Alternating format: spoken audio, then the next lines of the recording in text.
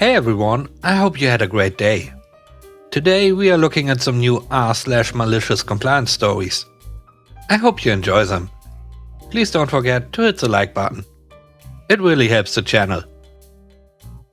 And now let's start with the first story.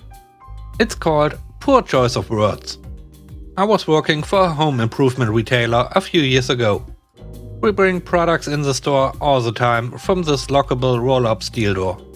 During business hours, the door can be unlocked. The only rule is that if it's open, someone has to be near the door inside the building or working outside the building so they can see the door. Only managers can lock and unlock the door, and we have a lot of overflow outside the building.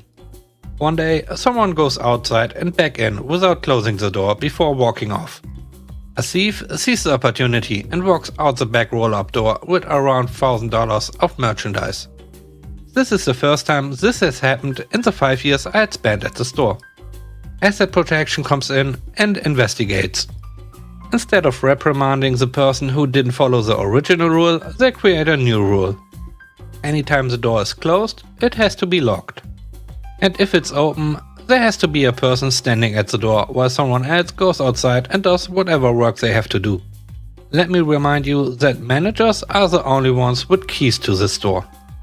So we have to call a manager to open the door now whenever we have to go outside for something small or large. This gets in the way of us doing our jobs. And we begin putting off outside work until after the store closes to avoid calling our already swamped managers. After a few weeks of this, they start coming down to our department and asking why nothing is getting done. We explain to them it's the door policy. They disagree and tell us we need to do more. This does not make my department supervisor happy, as he is the one taking most of the crap. He tells me and my coworkers to begin calling them anytime there's anything we need to do outside to unlock the door.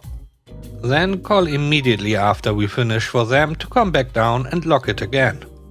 We agree. After doing this a few days, one of the managers comes up to me and a coworker. "You guys have to stop calling us all the time. I can't keep coming down here to open the door." We replied, "It's what we were told to do, by you." The new door policy lasted only a few days more. Then we went back to the old door policy. No one has stolen anything since then. The next story is called Not Valid. The first time my wife and I moved, we decided to do something fun with the change in our change jar. We wanted to purchase a scratch-off lottery tickets. We were from a small town in Kansas and did not have a Coinstar machine. So we figured it would be much less annoying for the businesses if we rolled the coins for them. We stopped by our bank to get a few of those paper coin tubes and then spent half an hour counting and rolling the change. We ended up with $10 in various denominations. And we were actually getting excited about purchasing 10 scratch-and-win lottery tickets. Armed with our bag full of coins, we drove to the local gas station. Unfortunately, they would not accept the coins in rolled form. The lady was helpful though and suggested we go to a bank and exchange the coins for bills. Since it was just after 4:30, our bank was closed. But there was another bank next to the gas station. Once at the bank, we asked if they wouldn't mind swapping out the coins for cash. The lady said they could, but since we didn't have an account with them, they were going to charge a fee. The fee was, you guessed it, $10. So on to option 3. We drove to the local grocery store, which had a bank inside it. We figured this was the best of both worlds. They have a bank and sell lottery tickets. Once it was our turn in line, we asked to purchase the lottery tickets. Once again, it was another company that doesn't accept rolled coins as payment.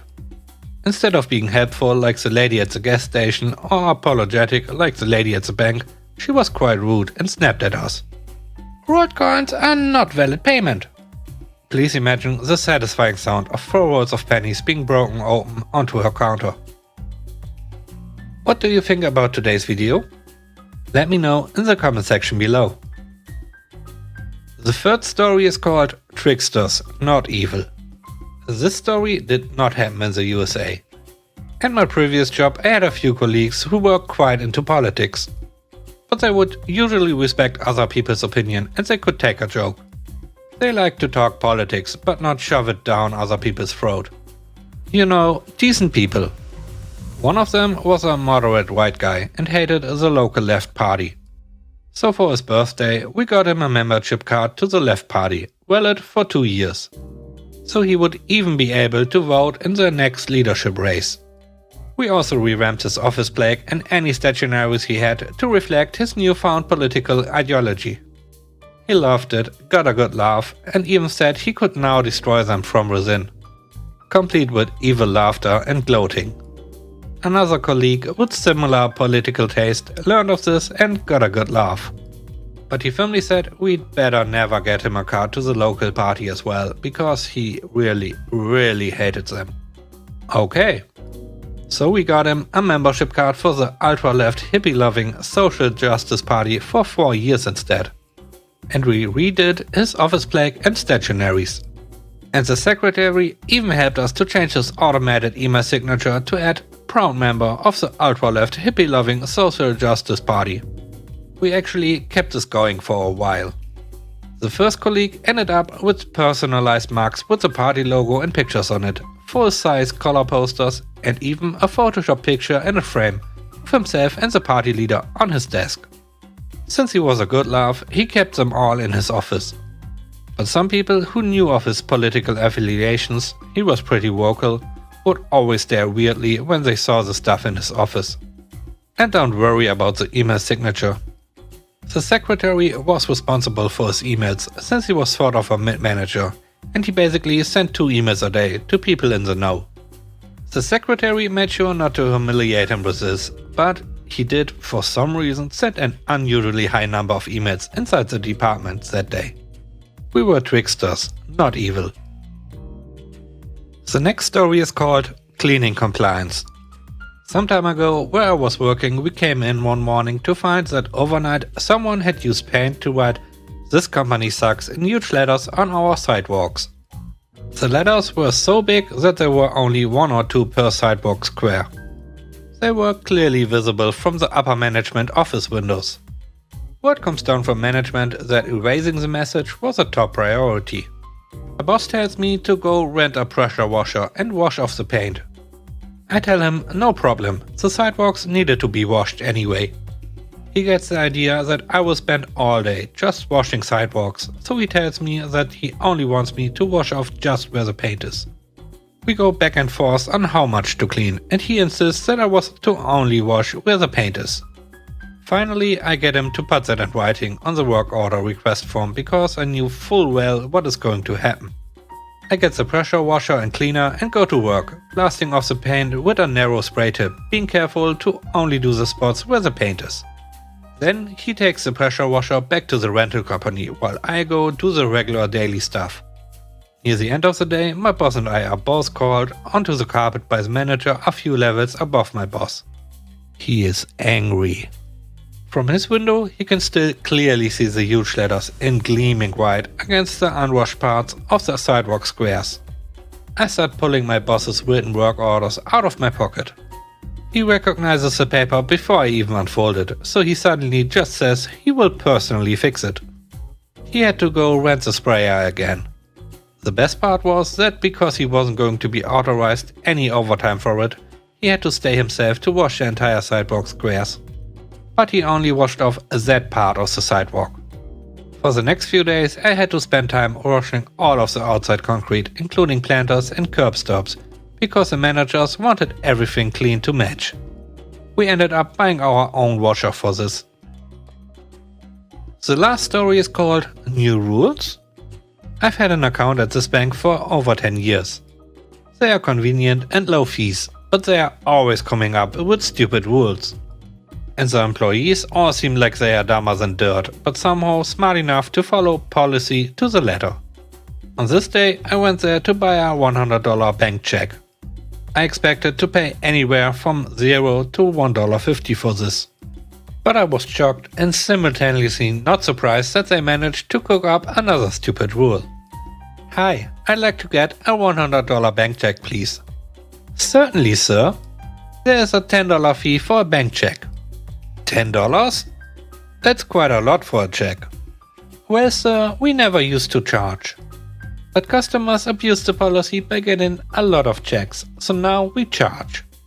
I see, that could be a problem. But I've been coming here for many years. How many checks have I gotten? I don't know, sir. Well, I've never gotten one. Do you think it's fair for me, who has never abused the free check policy, to pay for people who did? The teller was getting snotty. It's a policy now. So if you want it, you have to pay. Well, I don't think I'm going to. But I have another question.